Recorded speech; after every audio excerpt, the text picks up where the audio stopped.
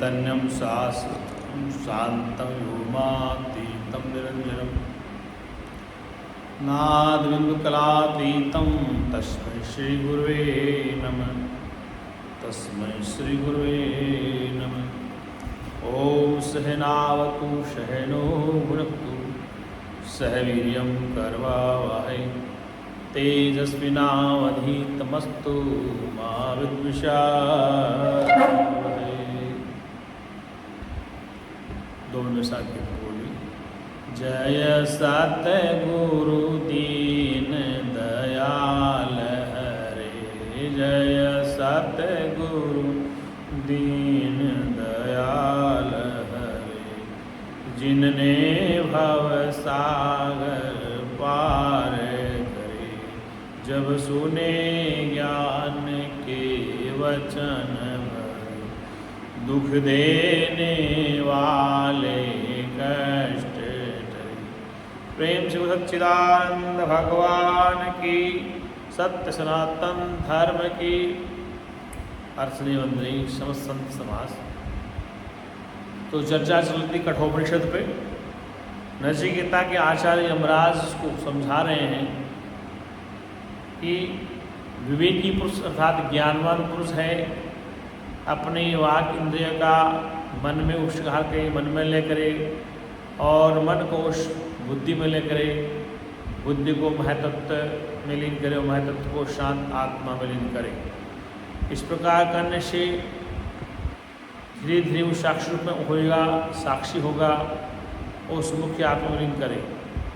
जैसे मृग तृष्णा, रस्सी और आकाश के स्वरूप का ज्ञान होने से, मृग जल के रज्जु सर्प इत्यादि के ज्ञान होने से, आकाश में नीलिका का बाद होने से, उसी प्रकार मिथ्या ज्ञान से प्रतीत होने वाले समस्त प्रपंच यानी सभी नाम रूप और कर्म तीनों को जो क्रिया कारक और फल रूप ही हैं, स्वात्म तत्व में यथार्थ ज्ञान द्वारा पुरुष अर्थात आत्मा में लीन करके मनुष्य स्वस्थ प्रसन्न चित्त कृतकृत्य हो जाता है, अर्थात अपने आत्मा में ही सबको लीन करके शांत हो जाता है। अब उद्बोधन किया है वेद के द्वारा। उत्तिष्ठ जागृत प्राप्य वरानि बोधत, सुरस्य धारा निशिता द्रुत्या दुर्गम पतस्तत्क्यो वदत। अरे अविद्याग्रस्त लोगों, वेद कहता है अरे अविद्याग्रस्त लोग उठो।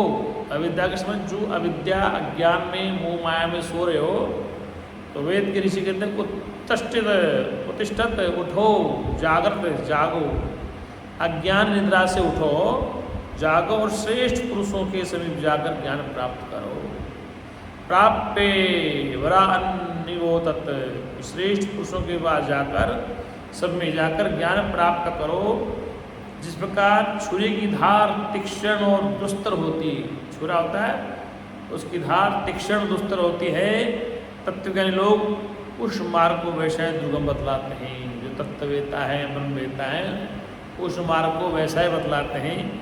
इसलिए उठो और जागृत हो, निद्रा से उठो, अज्ञान निद्रा से, और महापुरुष श्री शरण में जाइए। वहाँ जाकर के सेवा सुधा की तरह उस जो आत्मा प्राप्त है आपको या प्राप्त से मालूम हो रहा है उसका बोध कीजिए। यहाँ कहा है कि जैसे अरे अनादि अविद्या से सोए हुए जीव उठो।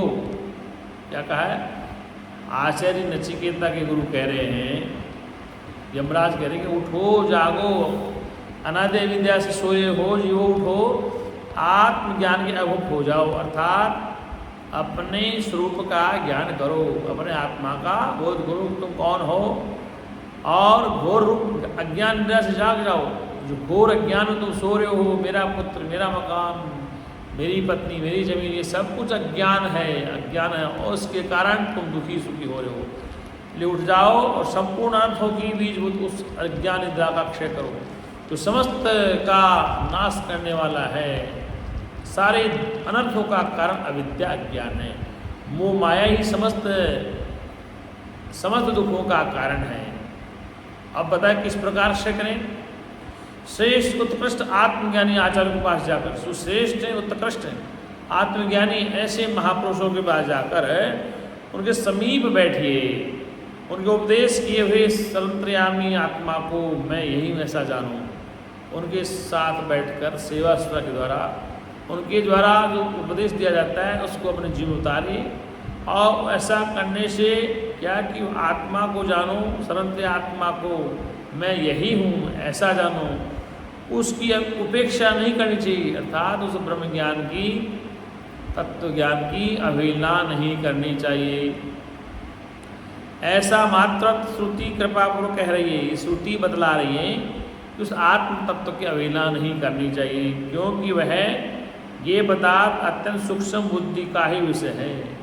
क्योंकि वो आत्मा है अत्यंत ये है बारीक, अत्यंत सूक्ष्म बुद्धि का विषय है। सूक्ष्म बुद्धि कैसी होती है, इस पर कहते हैं निश्चित, अर्थात पहनाई हुई छुरी की धार। ये छुरी की धार पहनाई वो अग्रभाग जिस प्रकार नृत्य होती है उसके आगे की भाल होती वो पहनी होती है, जिसे कठिनता से पार किया जा सके उसे नृत्य कहते हैं। जिस प्रकार उस पर पैरों से चलना अत्यंत कठिन है, वो छुरे की पहनी धार पर पैरों से चलना अत्यंत मुश्किल है, कठिन कार्य है। उस प्रकार आत्मज्ञान का मार्ग बड़ा दुर्गम अर्थात दुष्प्राप्य है, मतलब बड़ा मुश्किल से मिलता है तत्व ज्ञान, ऐसा कवि मेधावी पुरुष कहते हैं। अभिप्राय है, इसका मतलब यह है कि ये अत्यंत सूक्ष्म होने के कारण, ये मानी जानने वाली वस्तु आत्मविद्या, ब्रह्म विद्या, स्वरूप का बोध अत्यंत सूक्ष्म होने के कारण मनुष्य जन उससे संबंधित ज्ञान मार्ग को दुष्प्राप्य बतलाते हैं, उस ज्ञान को दुष्प्राप्य दुर्लभ बताते हैं। उस ज्ञेय की अत्यंत सूक्ष्मता किस प्रकार है, उस आत्म तत्व को जानना मुश्किल कैसे है, इस पर कहते हैं शब्द, स्पर्श, रूप, रस और गंध, इन पांचों विषयों से वृद्धि को प्राप्त हुई तथा संपूर्ण इंद्रियों की विषयभूत ये पृथ्वी स्थूल है, ऐसा ही शरीर भी है। उनमें गंधा आदि गुणों में से एक एक का अपकर्ष क्षय होने से जल से लेकर आकाश पर्यंत चार भूतों में सूक्ष्मत्व, महत्त्व, विशुद्धत्व और नित्यत्व आदि का तारतम्य देखा गया है। अर्थात ये आकाश, वायु, अग्नि, जल, मिट्टी, ये सब चार भूत हैं, क्या हैं, तो उसमें पृथ्वी स्थूल है, ऐसा शरीर हमारा। उनमें गंधा आदि गुणों में से एक एक का अपकर्ष क्षय होने से जल से लेकर जल, फिर अग्नि, फिर वायु, आकाश पर चार भूतों में सूक्ष्मत्व, सूक्ष्म महत्व, विशुद्ध, अति सूक्ष्म महत्व, विशुद्धत्व और नित्यत्व आदि का तारतम्य देखा गया है। किंतु स्थूल होने के कारण जहाँ गंध से लेकर शब्द पर्यंत ये सारे विकार नहीं हैं, उसकी सूक्ष्मत्व आदि मतलब स्थूल, किंतु स्थूल होने के कारण जहाँ गंध से लेकर शब्द पर्यंत ये सारे विकार नहीं, कोई विकार नहीं, उसकी सूक्ष्मत्व आदि की निर्देशात्मा के विषय में क्या कहा जाए, इसी बात को आगे वेद कहता है। निर्विशेष आत्मज्ञान से अमरतत्व प्राप्ति, जो निर्विशेष है अर्थात जो इसका विषय नहीं है, निर्विशेष मानी वो नाम रूप में आने वाला नहीं है। निर्विशेष आत्मज्ञान के अमरतत्व की प्राप्ति बताइए। यमराज क्या कह रहे हैं, अशब्द, अस्पर्श, अरूप, अव्यय, अव्यम तथा रसम नित्यम गंधम च यत अद्यांततम महत्त परम ध्रुवम निचाय तन मृत्यु प्रमुखार्थ मुचते। जो अशब्द है, स्पर्श, अशब्द मानी जो शब्द का विषय नहीं, स्पर्श जिसको छुआ नहीं जा सकता, अरूप वो रूप वाला नहीं है, अव्यय, व्यय मानी खर्च करना, अव्यय मानी जो खर्च किया जा सकता तथा समाप्त नहीं हो सकता, तथा रसहीन जिसमें रस नहीं है, नित्य सदा और गंध रहित, उसमें किसी प्रकार गंध नहीं है वो है ऐसा। जो अनादि, अनादि मानी जिसका आदि और अंत नहीं है, अनंत, अनंत माना उसकी असीमता है, मैं तत्व से भी पर, मैं तत्व मानी बुद्धि से भी श्रेष्ठ, और धुर मानी निश्चल, अचल, अक्रिय, धुर मन निश्चल, अचल, अक्रिय है। उस आत्म तत्व को जानकर पुरुष मृत्यु के मुख से छूट जाता है। अर्थात उस स्वरूप का बोध करके, उस आत्म तत्व को जानकर यह पुरुष मृत्यु से छूट जाता है। निचाय तन मृत्यु मुखात्म मुचते, जो अशब्द स्पर्श है, अरूप है और अव्यय है, रसहीन है, नित्य है, गंधरहित है, जो अनादि है, अनंत है और महत्व से भी उत्कृष्ट श्रेष्ठ है और ध्रुव निश्चल है, उस आत्म तत्व को जानकर, उस आत्म तत्व को जानकर पुरुष मृत्यु के मुख से छूट जाता है। वो सच्चिदानंद भगवान की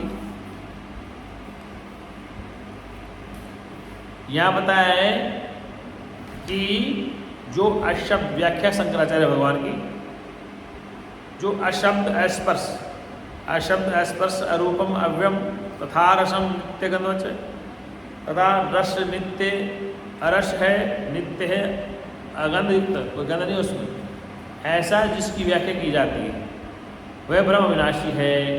वो कैसा है? वह ब्रह्म अविनाशी, क्योंकि जो पदार्थ शब्दादियुक्त है, जो पदार्थ शब्द में आ जाता है उसी का वे होता है, किंतु ये ब्रह्म तो शब्दादियुक्त होने के कारण अव्यय है, अर्थात इसका नाश नहीं होता, अव्यय है, इसका वे क्षय नहीं होता, इसलिए ये नित्य भी है।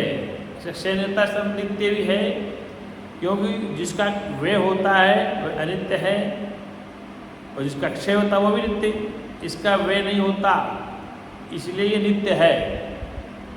ये अनादि, अर्थात जिसका आदि कारण अविद्यम, इसका आदि कारण विद्यमान नहीं है, ऐसा होने से भी नित्य है, क्योंकि जो पदार्थ आदिमान होता है वह कार्य रूप होने से अनित्य होता है और अपने कारण में लीन हो जाता है।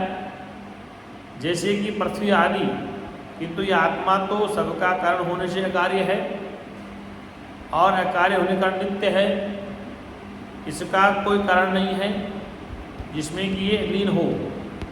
इस प्रकार ये आत्मा अनंत भी है, जिसका अंत अर्थात कार्य विद्यमान हो उसे अनंत कहते हैं।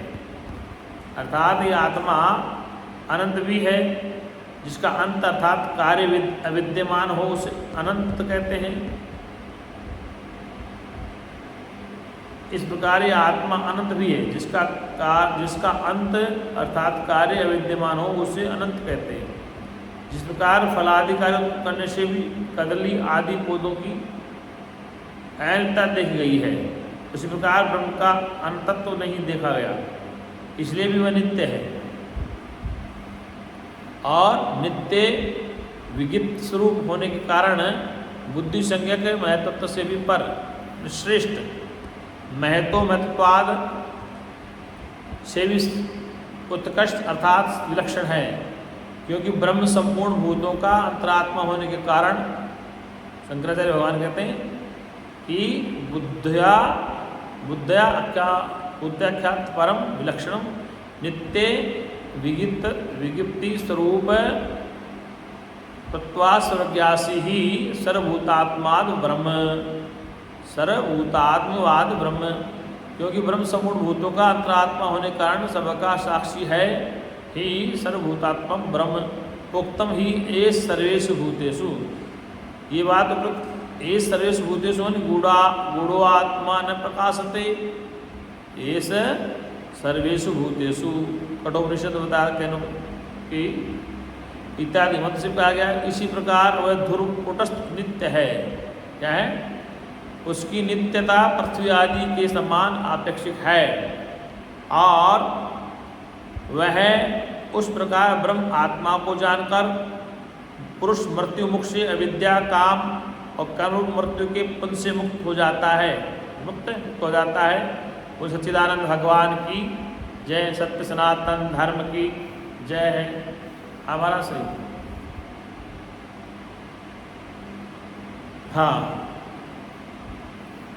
फिर कहते हैं